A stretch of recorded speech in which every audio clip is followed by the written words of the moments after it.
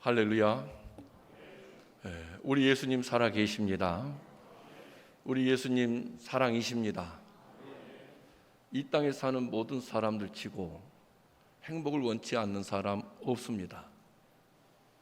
다 행복하기를 위해서 열심히 불철주야 수고하고 노력하고 헌신하고 애를 씁니다.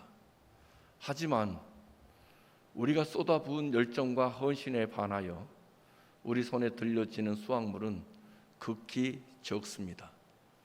만족할 수 없습니다. 그래서 참 괴로운 인생길 가는 우리들이 아닐래야 아닐 수 없습니다. 그렇다면 우리 인생 왜 이렇게 심으면서도 풍성하게 만족스러울 만큼 거둘 수 없는 작고 연약하고 불완전한 존재인가 하는 질문을 던져볼 수 있습니다. 그에 대한 답은 하나입니다. 하나님을 버림으로인 겁니다. 하나님을 버린 그때부터 우리 인간은 수고할 때에 노력할 때에 밤을 지새우면서 참으로 세운 목표를 달성해 보고자 열심히 달려가 보지만 안 되더라는 겁니다. 집 나가면 개고생이다라고 하는 어느 한 회사의 광고와 같이 하나님을 버린 모든 인간은 개고생을 하는 겁니다. 고통스럽고 괴롭고 고달픈 인생길을 걸어가는 거예요. 그런데 우리 앞에 정말 놓여있는 산 중의 산, 넘어설 수 없고 정복할 수 없는 그 산 중의 산, 지금도 그 산의 한 현상 중에 있는 현실인데요. 그것은 코로나 바이러스 아니겠습니까? 죽음의 산, 그것 앞에서 우리 인간은 처참히 비참하게 무너지고 두려움과 공포에 떠는 그러한 존재가 되어버렸습니다. 아침을 여는 해가 떠오르면 오늘 하루 어떻게 살아볼까 하는 염려를 가지고 시작하고, 하루의 해가 지면서 어둠이 짙어오면 오늘 밤 또 어떻게 어두운 밤을 지내볼까? 우리는 이래도 걱정, 저래도 걱정, 이래도 염려, 저래도 염려입니다. 아무튼 우리 인생은 행복을 노래해보지만 행복은 우리에게 가까이 있지 않습니다. 멀리 있습니다. 왜 그런가? 행복을 주신 그분을 버린 그때부터인 거예요. 그래서 모든 인간은 불행해요. 그리고 결국 죽음에 정복당하고 죽음 너머에 있는 지옥의 영원의 둥지를 틀어야 하는 게 우리 인생입니다. 이러한 인생을 긍휼히 여기시고 불쌍히 여기시면서 사랑과 인애와 자비를 가지고 찾아오신 그분이 계시지요. 그분이 하나님이시면서 인간의 몸을 입고 우리 가운데 오신 예수님이십니다. 마태복음 1장 21절에 보니까 아들을 낳으리니 이름을 예수라 하라. 이는 그가 자기 백성을 그들의 죄에서 구원할 자이심이니라 하니라. 예수님은 하나님이신데요. 어떤 하나님이시냐?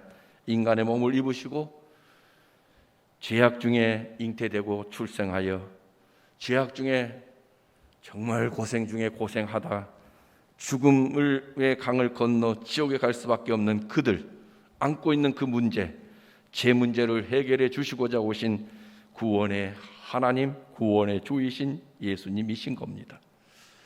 하나님께서 이렇게 예수님 우리 가운데 보내주심으로 인하여서 흑암보다 더 짙은 어둠이 우리를 덮고 있던 인생 사이에 구원의 빗줄기가 드리워지게 되고 소망이 우리 마음속에서 다시 차오르게 되고 정말로 우리 구원의 시작이 되시고 완성이 되신 그 예수 그리스도를 바라볼 수 있도록 강력하게 삼위 하나님의 역사 속에서 우리에게 놀라운 기적이 일어나지요.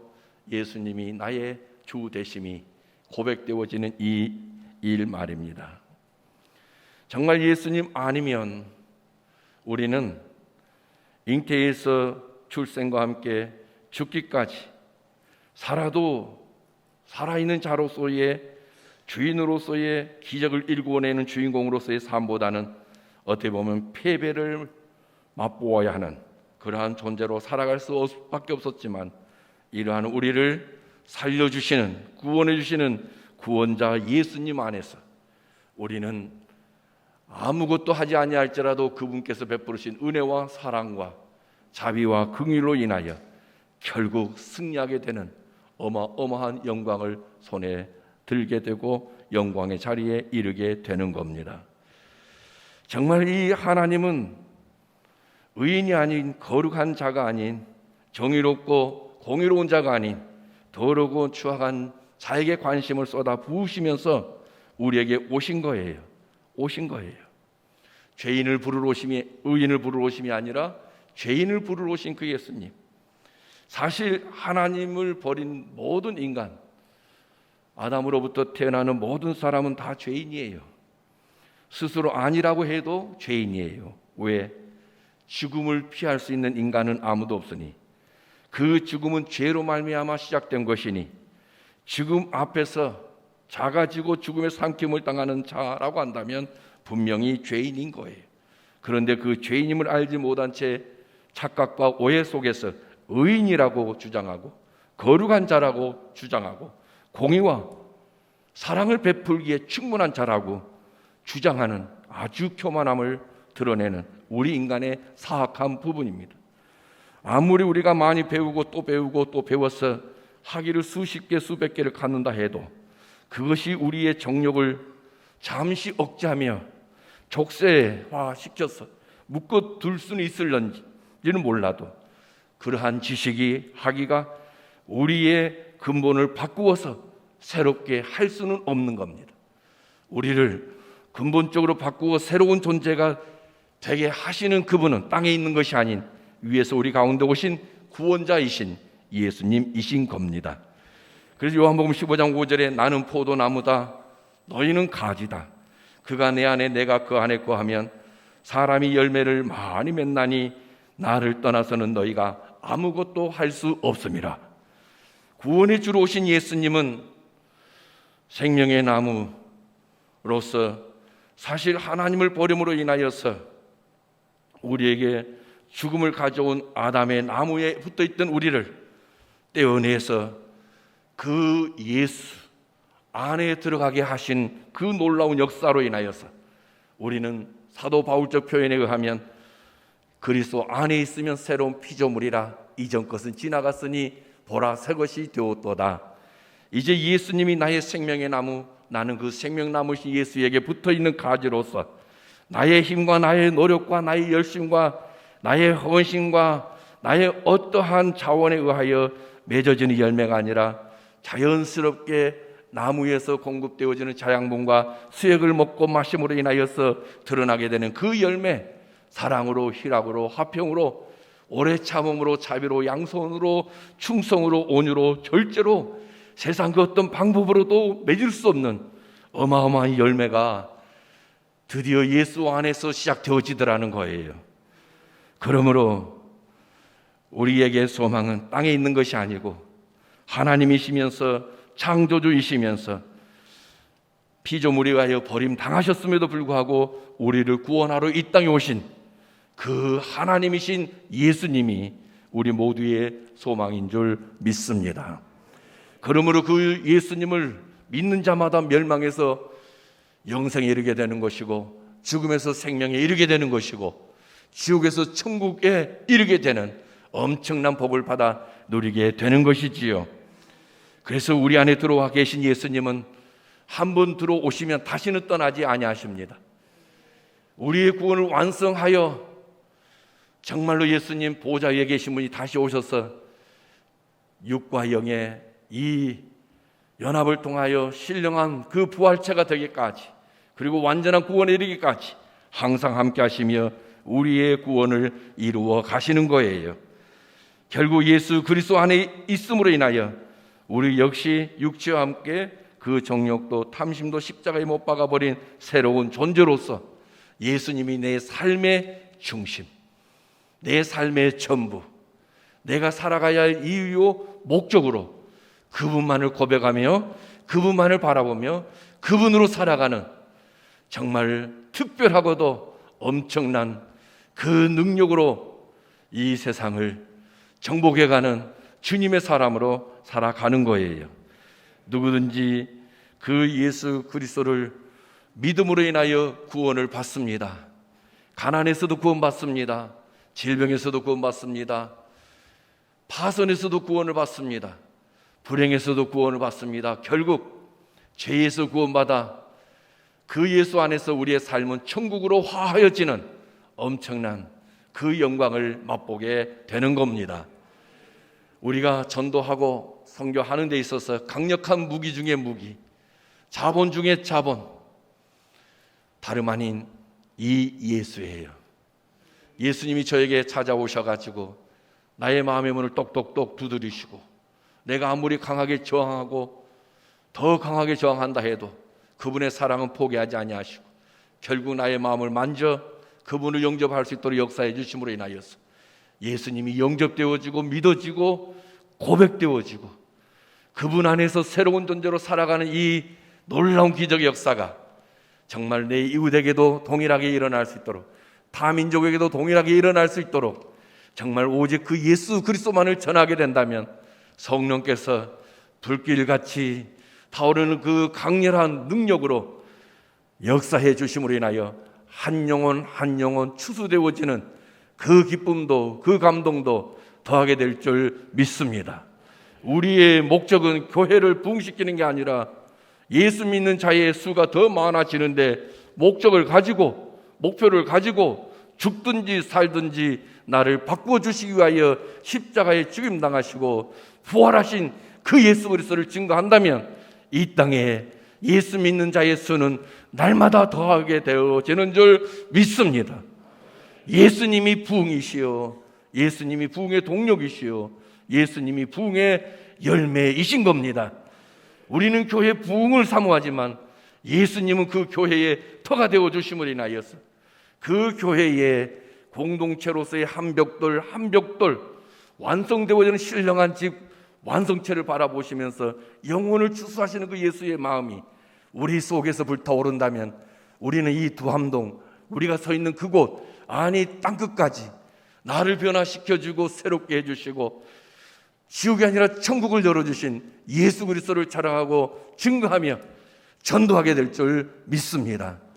누구든지 예수 그리스도를 믿음으로 구원에 이르게 되어지는데 그 누구든지는 하나님의 특별하신 은혜와 섭리 속에서 선택되어지고 거듭난 자에 의해서 다시 한 번 더 그 예수님이 증거되어지는 기적 역사가 일어나는 전도자 선교사의 사명과 삶을 살아내게 되는 줄 믿습니다. 저희가 남아공에 있을 때 선교사님들 총 중아프리카 선교사들 협회에서 선교사 대회를 하는데 한번 참석해 보았습니다. 그런데 그 가운데 한 교수님 출신 선교사님 계시는데 정말 그 자랑과 긍지가 대단했어요. 한국 교회를 대표하는 선교사로서 자긍심이 엄청났습니다. 그러면서 한국 교회가 우리 선교사님들을 위해서 더 기도 많이 해주고 더 많이 물질로 헌신해주고 더 많은 사랑과 관심을 쏟아 부어줘야 된다고 하는 소리를 듣고 속이 퍽 상했어요. 그래서 제가 이렇게 물었습니다. 그분 교수 출신이기도 하니까 제가 이렇게 물었습니다. 저의 경우를 들으면서 저희 부모님도 저를 사랑하시고 정말 제가 부모님 곁 떠나서 이곳에서 공부하는 동안 늘 저를 향한 마음 항상 불길처럼 타올라요. 그런데 저희 아버지랑 어머니가, 형제들이 가장 안타깝게 여기는 것은 그 마음 이렇게 불처럼 타지만 물질적으로 여유가 없다는 겁니다. 그러니 정작 나에게 필요한 물질적 도움을 주지 못한 것에 대해서 늘 죄송해 미안해하시고 항상 마음 아파하시는데, 선교사님, 한국교회가 뭘 해주기를 바라기 이전에 선교사님을 구원시켜 주시고 이 남아공 땅과 민족을 바라보게 하신 그 예수 그리스도 안에서 이곳에서 한 영혼 한 영혼 속에 예수를 심어 넣어주는 것이 한국 교회의 도움이 아니라 예수 그리스도를 통해서 정말 나는 아무것도 아니었는데 나를 통하여 주님은 엄청난 일을 하시더라, 이 간증거리가 있지 않겠습니까? 한국교회가 선교사님들 위해서 아무리 기도 많이 하고 아무리 사랑한다 해도 한국교회가 힘을 잃어버리면 더 이상 총알은 공급되지 않습니다.